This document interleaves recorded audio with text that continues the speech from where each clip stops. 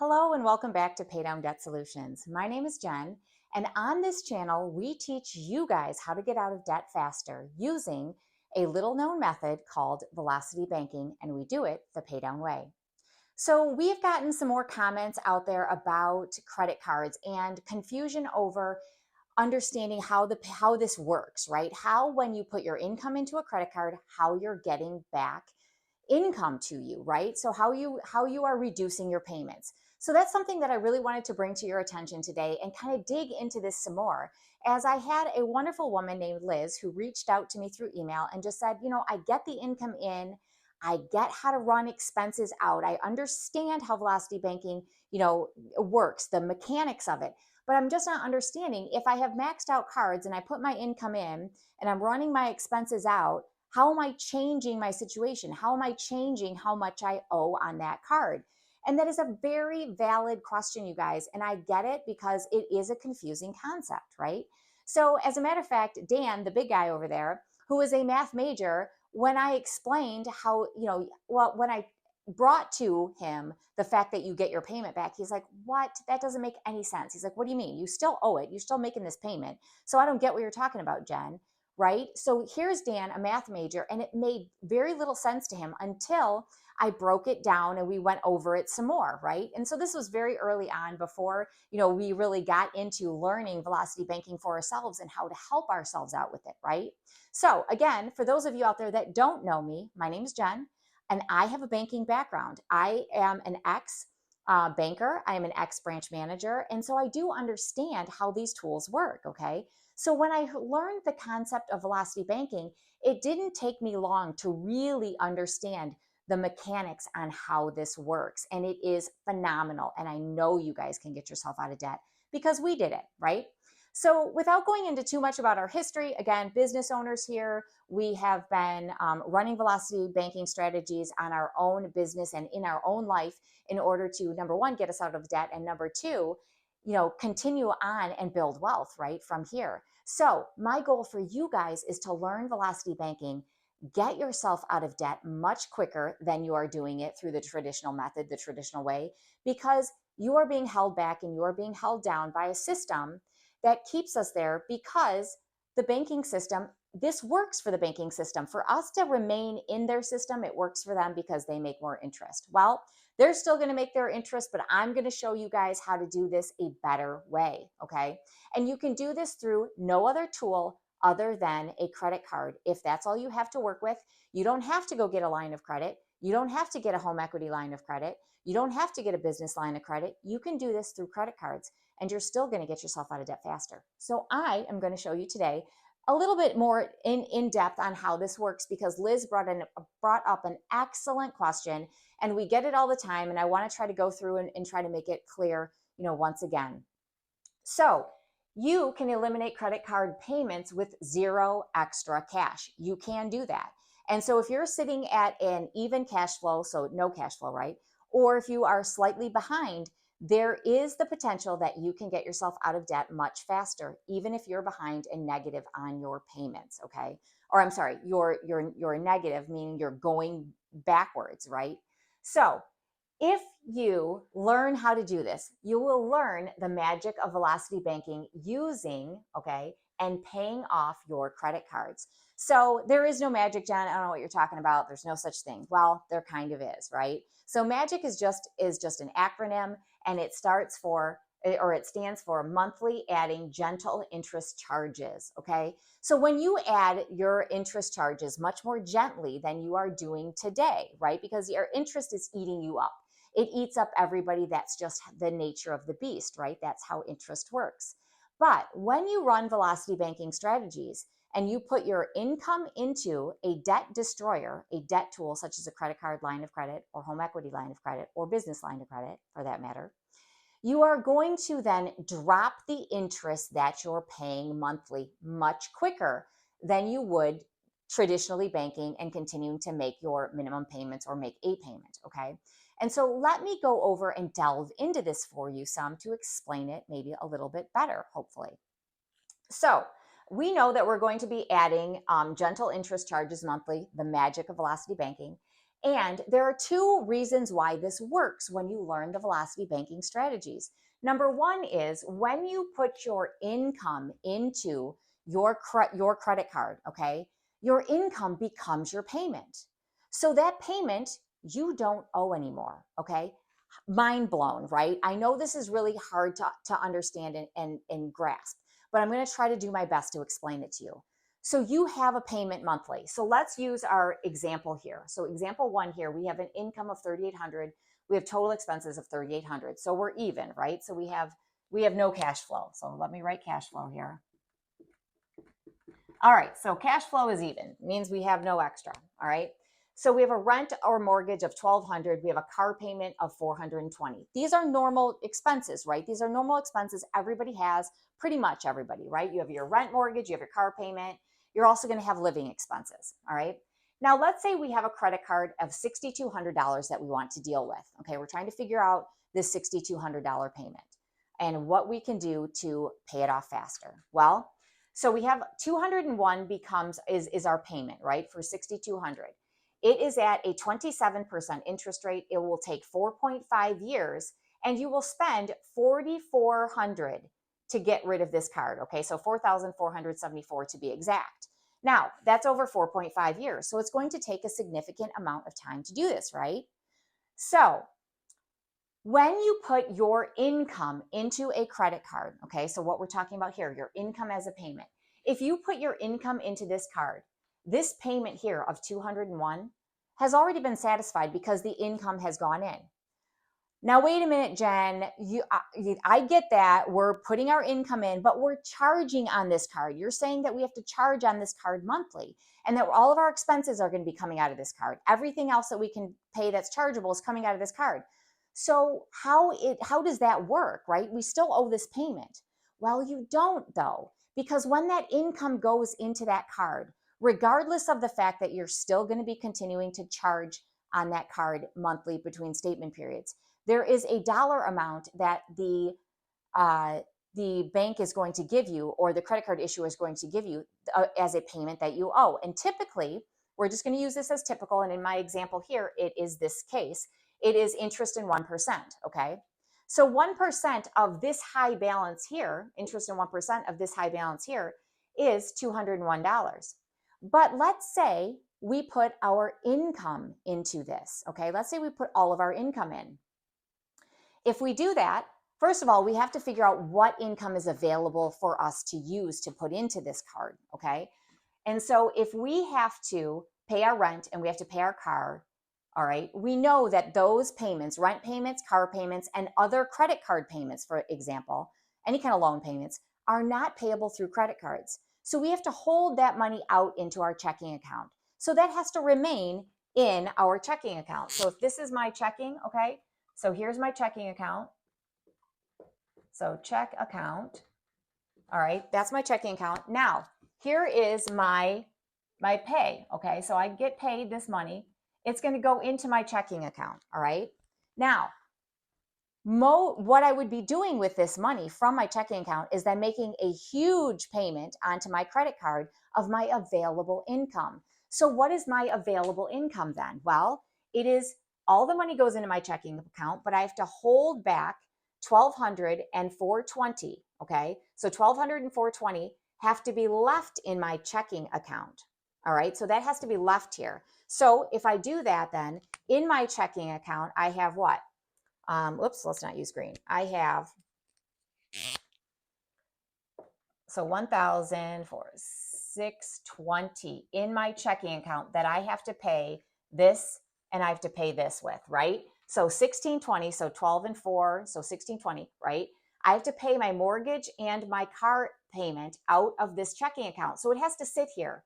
The rest of the money, okay, so the rest of the money that I have in my checking account, remember the 3,800, all right, so the rest of that money I am going to be putting onto this card here, okay, so I'm going to be putting onto it. So what does that look like then? What does it look like? Well, if I want to figure out my available income, I'm going to take $3,800. I'm going to subtract off the 1,200. I'm going to subtract off the 420. And I'm left with 2,180. Okay, so 2,180 is what I'm left with. Now, I don't have my credit card payment in there, right? I don't, because I'm going to be taking care of that by putting all of my income that's available to me right back onto that credit card. Okay. So if I'm going to do that, I have to know what my chargeable expenses are, right? So remember, I'm even here. I don't have any extra cash flow. So I'm taking my $3,800 and I'm subtracting off my $1,200. I'm subtracting off my 420. I'm subtracting off my 201 because it's still a non-chargeable, right? So I'm taking off all of my non-chargeable expenses. So I'm left with my chargeable expenses. So again, this is coming off, it's a non-chargeable expense. This is coming off, it's a non-chargeable expense. This is coming off, it's a non-chargeable expense. So that my chargeable expenses then are $19.79. Okay, so $19.79 is what I am then left with as my expenses. Okay, so coming back to this again, when you put your income and you make your income or what's available, your available income, onto that credit card, my payment then doesn't need to be made because I've already made a big payment, right? So look at your income like a big payment. You made a big payment to that credit card. So this 201 now, okay, that comes back and helps me work down my balance on my credit card. However, I still have interest. And I told you that this 201 was made up of interest and 1%. That 1% is actually the payment that's going to go help work down your card. So how then do you figure out how they calculate this? Okay, so let's look at that for 1 second. So if we take our card and our card is at 62, the top amount, right? The highest amount is $6,200. So 6,200, we're going to multiply the 6,200 by our 27%. Okay, so I'm going to multiply that by 0.27. Okay, and that gives me 1674. Okay, so 1674. Now, that is for an entire year's worth though. Okay, so this is over a year because it's annual. It's your annual percentage rate, right? Annual meaning year. So we have to divide it by 12 to get what our monthly rate is. Okay, so my monthly is $139. So I'm paying each month $139.05, or I'm sorry, and 50 cents in interest. Think about that, you guys. $139 of this $200 is going to interest. Now, then I have to calculate the 1%. Okay, so I'm telling you already that it's 62 here, but how do we know that? Okay, all right, so how do we know? So we're going to take our $6,200, right? Our payment, I'm sorry, our balance, and we're going to multiply by 0.01. Okay, that gives us 62. Now, there's no dividing by 12 in this example here, or in this instance, I should say, because that is the 1% is what you owe. So you owe the 1% of your balance plus the interest. Okay, so that 1% is just calculated and added into our interest here, our year's worth of interest, right? So that's how we get our payment of 201. So the payment here is $201. So look at this. So only $62 of my payment at this balance, at the 6,200, right, is going to work down my balances. Okay. Now, this is going to work down my balances if I'm paying it in the traditional way. So that's why it takes me 4.5 years and I'm spending $4,474. All right. So that's why it takes so long. But when you run Velocity Banking and you put all of your available income into that card and you've satisfied that payment, everything comes back and helps you work down your balances. Okay. Now, you are also going to be dropping the interest rate because the feature of credit cards is that they're calculated on an average daily balance. So that means every day your balance is going to fluctuate when you're running through Velocity Banking because you're starting with your balance, you're putting a big chunk payment onto it. So it's going to immediately drop your balance. So your interest rate is immediately lower. But slowly throughout the month, your charges are going to come back in, right? And so then your card has to be continuously rebalancing, okay, and re-averaging to find what that interest rate is. So that is why you are dropping the interest immediately And then slowly that interest is being added back in, and so is the interest debt. So rather than have it sit at the 139.5, it's going to be an average of the high balance of 6,200 and the low balance of, okay, so let's work that. Let's figure out what that is. So let me run this for you, okay? So I'm going to erase this. We already know that there's magic, right, in velocity banking, monthly adding gentle interest charges. So let's run our strategy. If we are just handling this one little itty bitty card, well, I shouldn't say it's itty bitty because it's not itty bitty to you if you have it, right? Okay, so let me set my calculator down. We are going to start with $6,200, right? So here is the amount that I owe, $6,200. Now, I know that my available income, and I like to color coordinate for you, my available income is $2,180, right? Because I have to hold out money to pay for my rent in my car, okay? So this $2,180, I have to then put on my card, right? So that is my available income. So I'm going to drop it by $2,180, okay? So $2,180 is what I'm going to drop it by. Big chunk payment, right? So what is that? So let's grab our calculator. We'll make sure we don't make any missteps, right? So we're going to do 6,200 minus 2,180 equals $4,020, okay? So this is my high. This is my low, right? That is my high. This is my low, okay? And so the interest is going to be averaged somewhere, right? So what I do is I take this to find what my first month's interest is. I'm going to take my 40/20 and I'm going to add my 6,200, which equals 10,220. Then I'm going to divide that by 2 to give me 5,110, right? So 5,110 is the average. It's between these two. So we already know our interest is dropping, right? So I'm going to take my $5,110 and I am going to then multiply it by 0.27 because that is my interest rate, right? The 0.27 is my interest rate. So that is $13.79. Okay, so $13.79. And then I take $13.79 and I'm going to then divide that by 12 and it gives me $114. So $114 should be what my interest is. And let me see if that is what I have calculated.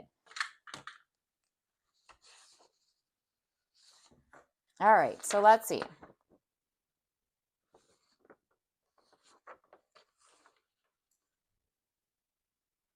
Let's see, what did I have here? Which one is this? Okay. All right, and it is. Okay, so if I take a look at this, all right, because I have our handy dandy tool that Dan made. Okay, so I know that my interest is 114, which I just showed you guys. Now, so we have the high balance, we have the low balance, but we're not done, right? Because we have to run our expenses through this card. And then we have to add that interest back in, right? So that's what our next step is. So we're going to then do that. So I'm going to take my blue marker because that denotes here our expenses. Okay, so I'm going to then add back in my expenses, which is $19.79. So $19.79 are my expenses, right? And then my interest is 114, right? So we calculated that, 114. So I have to add this all together and figure out what I'm ending up with after that first month, okay? So if I do that, and my worksheet tells me that it's 6113, okay? Now, so what we're going to do then, and we'll do it for you on the calculator. All right, so let's work. All right, so we've got 40/20, right? And then we add back in our 1979 and we add in our 114, which equals our 6113, okay? So we have to make a check here though, right? So we have to look and say, okay, I started with 6,200. I put my income in. I dropped it to 4,020. My expenses and my interest come back out, and I'm at 6113. Is this lower or higher than what I started out with? Well, it's lower. So we're going in the right direction, and we know that our strategy is working. Now, you guys may find that your strategy won't work. okay? And the reason for that is if your strategy isn't working, most likely it's due to the interest, okay? And so that interest rate has to be greater than the difference between what your available income is and your chargeable expenses. So if the interest is, the difference is less than that, your strategy should work, okay? But if it doesn't, then the problem is going to be that interest rate is so high, it's not able to overcome it. So there are instances where this may not work for you, but then you're going to have to just try to find a different debt destroyer that's going to work, and you'll run your expenses through that and work it that way, okay? So here is my example for you to explain how you're getting back your payment, okay? So that payment of 201. When you put your income in, you're making a large payment to that credit card. That large payment causes your credit card company to have to recalculate your interest rate, okay? And so so that extra interest, if you want to look at it like extra interest that you get, but because you start off with a higher interest rate, but you're re-averaging it, those extra dollars of interest are now going back in to help your card work down, right? So that's all working down your card as well. So I'm hoping that you guys are understanding exactly what I'm trying to explain to you. The larger income that you put on that card, that is your payment now. So the payment that the card company was telling you that you had to make now goes in and works down your balances, right? But this 114 here, okay, it's that minus the 114, because that 114, you still have to pay the interest, obviously. So that's always going to come out, but it is much less than it was when we ran it originally. Because look, if we took 6,200 and we multiply by 0.27, it equals 1674. And then if I divide that by 12, that gives me my 139.5, right? So 139.5 would be what I would have spent in interest over the whole year at this rate. But it's less than that because I have put in this big dollar amount here, right? So that's how you guys need to look at your interest, okay? So again, you're calculating your interest knowing that you're putting your income in and dropping your interest each time you do that, okay? So let's look at another example, which is very similar to this one here, but it's working with a little bit higher income and a little bit higher expenses, right? But again, we're even. So if we take our rent and our mortgage of $1,200, we take our car payment of $420, and we have another car payment, so two car household here of $305. We are now going to do this with 3 credit cards. We take our first credit card that we ran. We're going to take our second credit card of the $3,800.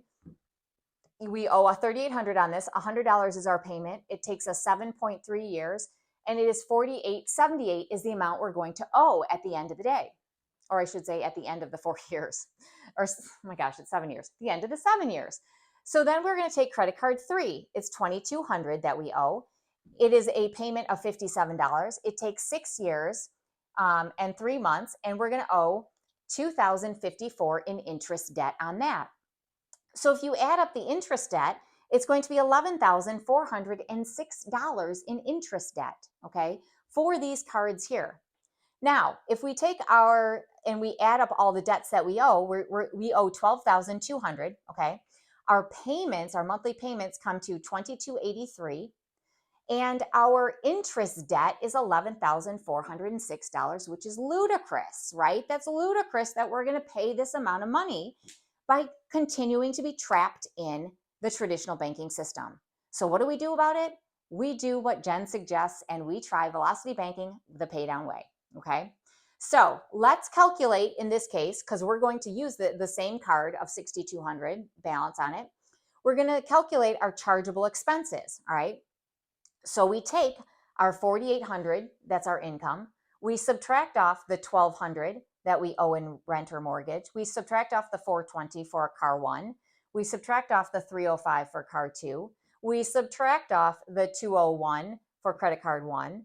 The 100 for credit card 2, and the 57 for credit card 3, which means that our chargeable expenses are $2,517. Okay, so that's our chargeable expenses. Now, that is also your living expenses. So those are all the expenses that are left over after your payments, right? The payments that you owe. So that's like gas, your groceries, your utilities, your insurances, your subscriptions, all of that stuff then is what is left over here as your chargeable expenses, okay?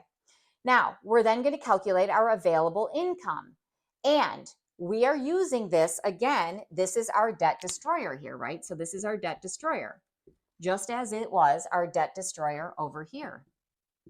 Now, our available income is, remember, we have to hold money out into our checking account. All right, it's not going to be 620 in here, it's going to be a little different. So we've got $4,800, which is our total expenses. I'm sorry, our income. We're subtracting off the money we have to hold and leave in our checking account, right? So that's $1,200. We're subtracting off the $420 for the car, the $305 for car 2.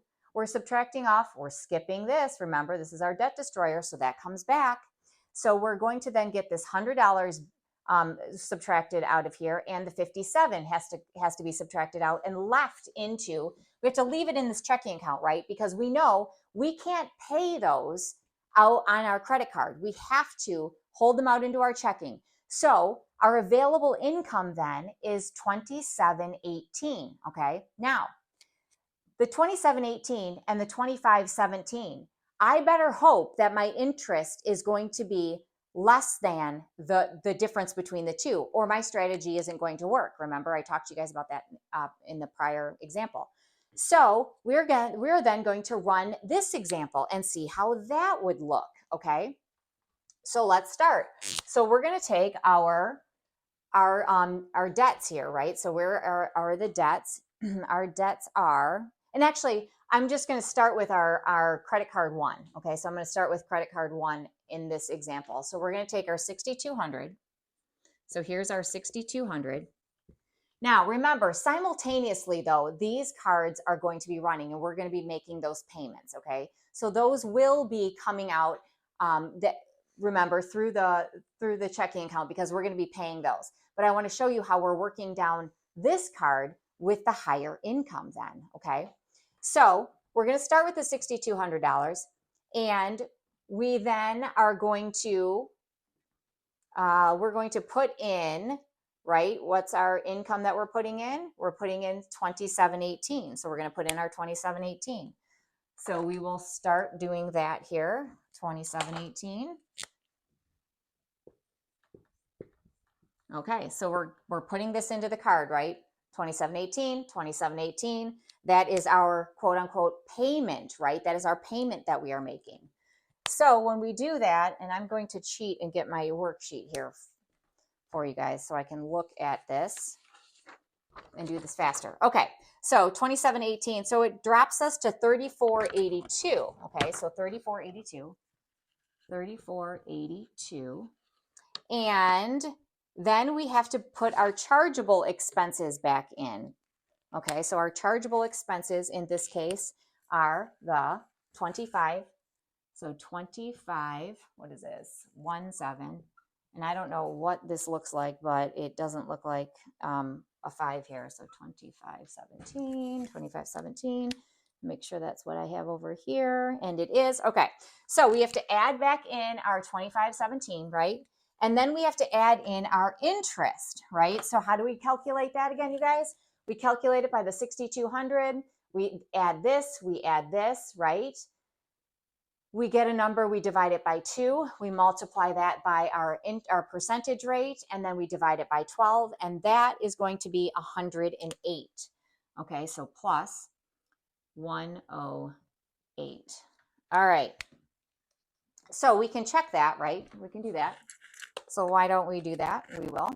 We're going to take 6,200. We're going to add the 3482, which equals 9682. We then divide that by 2, which equals 4841. We are then going to take that 4841 and we are going to divide it by, let's see, what did I do? 6,200 plus 3482 equals 9682 divided by 2 equals 4841. multiply, oh, sorry guys, multiply by 0.27 equals the 1307. Sorry, forgot my own step. Okay, so 1307, then we're going to divide that by 12, which equals the 108. Okay, so there's our 108. So we have proved that, right? Okay, so now we add all of this up and we're going to begin our strategy, and we have to figure out what we then are going to owe or for our first month. So 61, what is it? 6107. Is that correct? That is correct. So again, we're going to do our checks. So we started out with $6,200. We then have taken and put our income in, what's available to us. We then drop it to $34.82, but then our expenses have to come back out and our interest has to come back out or go back onto the card. So we then are left at the end of the first month with $6,107. If we do our checks, $6,107 is less than $6,200. This strategy is working and this will hold up to velocity banking. So what happens is, and I forgot to tell you guys what this ended up being. Okay, so let me go back and do that for you. So we started off with, let's see, that was, what is it, 2180. Okay. So this, when they finished running this down, okay, so in our hypothetical situation here, if we finish this out, remember, it was going to take us 4.5 years, and it was going to cost us $4,474 to do. But if we run it velocity banking style, this will take us 33 months. Okay, so it's going to take us 33 months, and it is going to cost us $24.65 in interest paid out. Okay, so this is a little bit more than half of this, but you are saving yourself over $2,000 by running a velocity banking strategy. You are not only saving yourself money, right, but you're also saving yourself time, because this is taking 33 months to do versus the 4.5 years that this will take.